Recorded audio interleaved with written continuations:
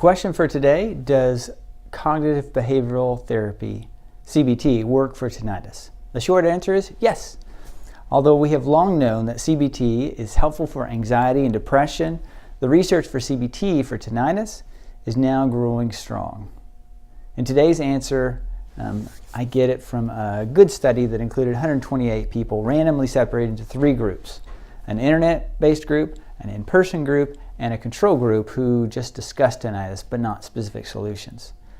The two treatment groups used cognitive behavioral therapy, CBT. The in-person group participated in group CBT and had about 12 people and one therapist meet for 90 minutes, one time per week. The online group had 10 modules that taught about tinnitus, taught techniques to deal better with it, and encouraged completing worksheets and activities to apply the information. The online group participants were also able to ask questions and get email responses during each week. The treatment lasted 10 weeks for all three groups. They were assessed prior to treatment, then immediately after the 10 weeks, and then again at 6 months. So it was a pretty good follow-up. At 10 weeks, the online participants improved on their average THI score from 40 to 27, so 33%.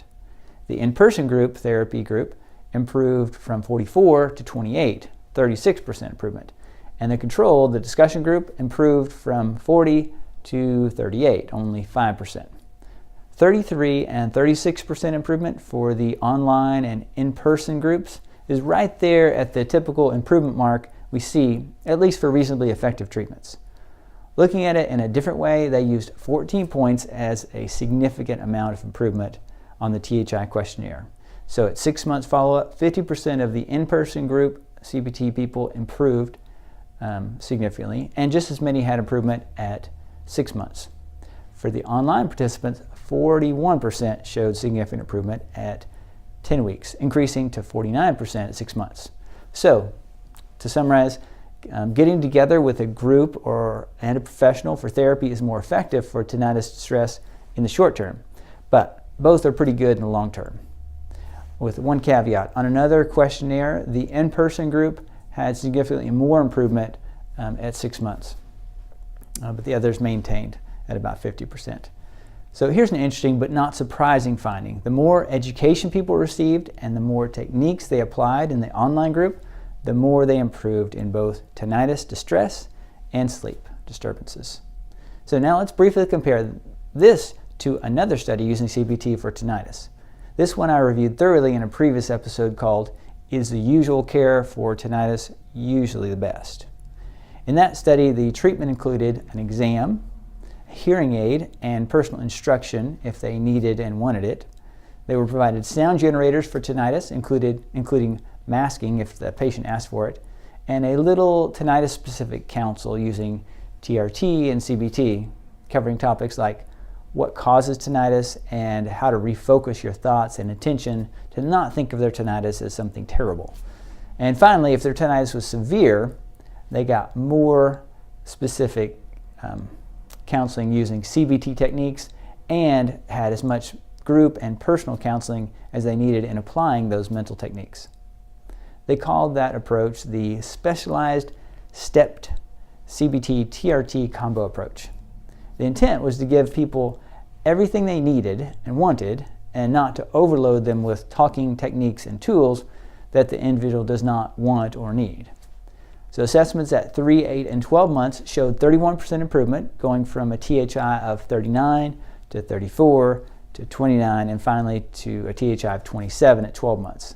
So from 39 to 27, that was a 31% improvement. The second study used both CBT and generalized auditory therapy to aid in habituation. Now, it didn't show improvement over the online or in-person CBT alone that we saw in the previous study, but then habituating sound therapy can take months to kick in. So, what can we use now from this study? Well, cognitive behavioral therapy works, with an average improvement of 33% on the THI, with about 50% of people getting about 30% improvement, which was 14 points in this study. Next, it's more effective with accountability, ideally with a personal and professional instruction and personal accountability. Next, so if you haven't gone through CBT, focused on tinnitus, do it. And finally, I'll put some resources in the description below. So future applications. What if there was a good CBT with a built-in accountability on an app that was focused specifically on tinnitus? Well, that would be cool, and I think that would be very helpful. So I would like your comments on that. If you have some ideas, so I'll put some of the resources, but also in our next episode, I'm going to answer the questions about what are the best apps out there that are available, whether they be just generalized CBT or specific to tinnitus, and I'll see if we can work on what would be the ideal app. All right, so I'd like to hear your comments and any questions, or if there's specific research you'd like reviewed. Subscribe to our YouTube channel, and if you'd like to be notified when new videos are available, then click the bell and subscribe to our newsletter at tinnitussynergy.com. Thank you, and may God bless you.